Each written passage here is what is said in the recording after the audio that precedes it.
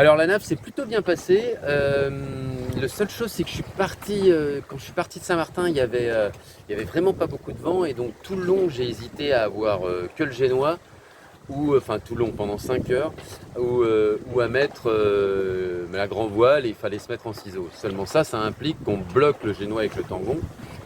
Et je vous le raconterai dans la prochaine vidéo, c'était quand même assez orageux, il y avait des orages à droite, à gauche, et donc il y avait des risques de forcissement, ouais, de renforcement. Et je me disais, bon, soit tu vas doucement et tu arrives tard au British Virgin Islands, soit tu te mets en ciseaux.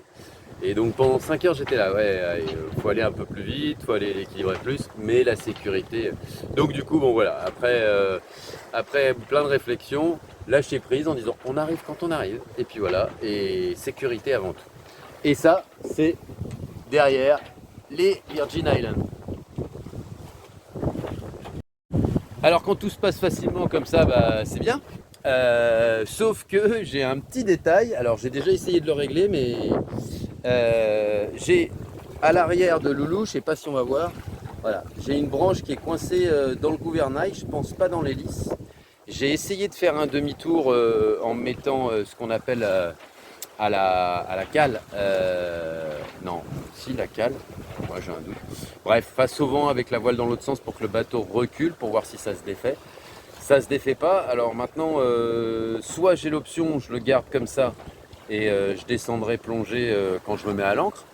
Sauf que pour rentrer là où je vais rentrer, ce qui s'appelle Ground Gorda, il y a une petite passe.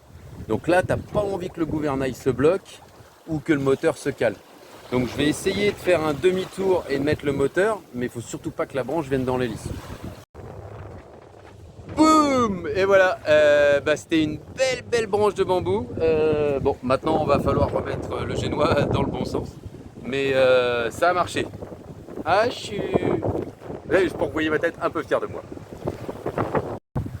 Sam, à la question est-ce que tu vas aux îles Vierges? Eh ben voilà les îles Vierges. L'eau est un peu sombre quand même.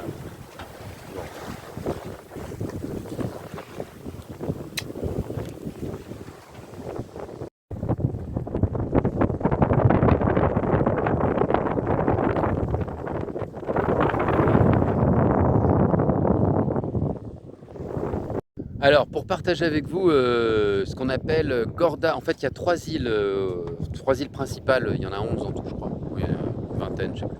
Les îles Vierges, qui dit il y en a 3, il y en a 11, il y en a 9, donc finalement, je sais pas quoi. Les îles Vierges britanniques.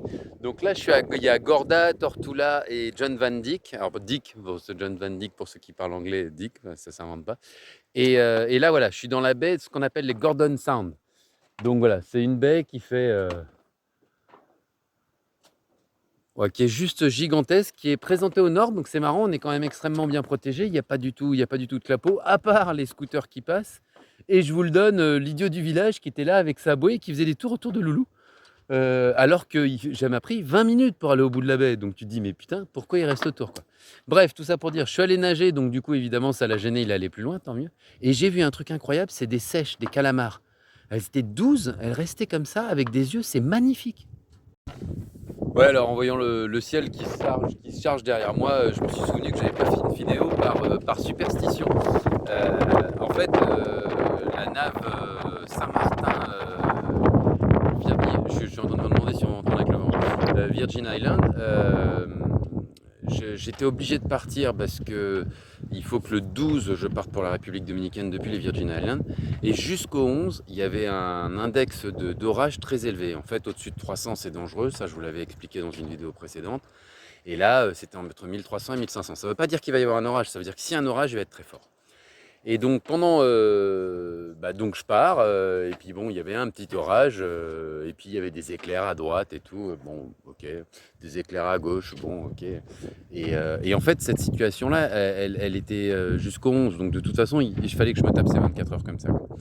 Et donc du coup, bon, ça va. Et puis 5h30, la nuit tombe, 5h30, 6h, et j'étais vraiment en vente arrière. Donc j'avais que le génois, comme j'avais expliqué, je n'avais pas osé mettre en ciseaux, justement, c'était orageux. Et voilà que vraiment dans l'axe du vent, je commence à avoir des éclairs derrière. Et là, je fais bon, ok, je calcule avec le temps et entre l'orage, le coup de tonnerre et les éclairs. Il y avait un bon décalage quand même. Je dis bon, c'est loin. Je vais me décaler un peu à droite et puis comme ça, je vais essayer de ne pas prendre la même direction qu'exactement que le vent. Voilà pas que 20 minutes après, je vois des éclairs aussi à droite. Je dis putain, non, bah à droite ça va pas être bon. Alors je vais me mettre à gauche. Alors un quart d'heure, je me mets plus sur la gauche. Puis je vois que c'est vraiment derrière au milieu. Et puis il y a un moment, bah, vraiment apprendre le lâcher prise, dire bon, bah, de toute façon, si ça tombe, ça tombe, ça me tombe dessus, donc je vais continuer tout droit et puis on verra ce qui arrive. J'avais quand même pris un YouTube sur le sextant. Ouais, les dispositions que j'avais pris quand même, j'avais pris l'éphéméride nautique, le sextant, un YouTube pour savoir comment l'aligner. Il faut que je le travaille encore d'ailleurs, en me disant si on n'a plus aucun système, bah, je vais prendre ma position au sextant, la carte. Ma seule limite, c'est que ma carte, j'ai une carte générique pour la traversée des Atlantiques et tout. Alors évidemment, la taille des Virgin Islands, elle est comme ça dessus. Mais bon, c'était ce qui. Donc quand je suis arrivé ce matin et que j'ai vu, la terre qui se dessinait et tout, je fais ok, c'est cool, ça m'est pas tombé dessus. Alors faut savoir, j'appelle de lâcher prise, c'est qu'à partir du moment où je me suis dit je laisse couler, je suis même allé me coucher. Et d'ailleurs, j'ai même bien dormi et tout, hein. Et puis bon, il y a eu des éclairs à droite, à gauche. Bon, donc je suis pas fier de moi. Enfin, si, sur avoir appris à lâcher prise, oui. Maintenant, en toute humilité, sur l'océan, ben, il y a les choses qui doivent arriver, les choses qui doivent arriver, et c'est pas le fait d'être grand navigateur ou quoi. Voilà, la petite histoire. Alors pour bien terminer la journée, ben, le soleil se couche, je me mets sur le pont, petite musique zen, Qigong. Et il y a un bateau qui arrive, qui me fout un spot dans la gueule. Ah, police. Ouais, vous avez fait votre clearance, vous avez fait... non, non, non, en fait j'étais très fatigué à cause des orages, pas bien dormi et tout, je suis juste venu me poser là. Ouais, on est dans un pays anglican, hein. Les mecs, t'es pas train de discuter en Andalousie, donc du coup, ils sont montés à bord, ils ont cherché de la drogue, machin. Alors heureusement, ils ouvraient, là, il fait ah, là c'est du vin. Ah, ah, là c'est encore du vin. Là, j'ai mon meilleur ami qui arrive, il a fallu faire des réserves.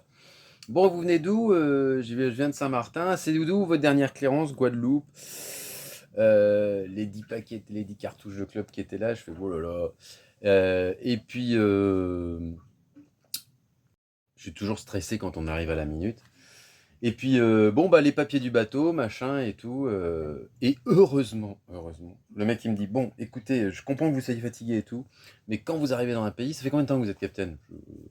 6 ans, mais bon, ça fait 2 ans que je. Il me dit il faut que vous arriviez tout de suite dans un port of call et que vous faites l'enregistrement. Tout le truc qui nous a fait chier avec Ambre en Dominique, quoi. Ouais, ouais, monsieur. Et il dit bon, en fait, vous avez de la chance parce qu'ici, c'est un port of call. Donc, dans toute la baie, vous avez le droit d'être là et le truc est fermé, donc vous ne pouviez pas vous enregistrer. Il dit mais sinon, vous aviez une amende et tout. Donc, il dit vous avez du bol. Donc, allez-y demain matin, 8h. Ok, merci, machin. Ils repartent. Et là, je fais putain, les papiers du bateau. Ils ont gardé papier du bateau, passeport et tout. Et je dis, c'est pas la procédure, ils les ont oubliés, quoi. Et ils sont sur un bateau qui va super vite. Je me suis dit, si jamais ils les laissent sur une banquette, que le truc il s'envole, plus de papier, plus de passeport et tout. Heureusement, une demi-heure après, ils sont revenus.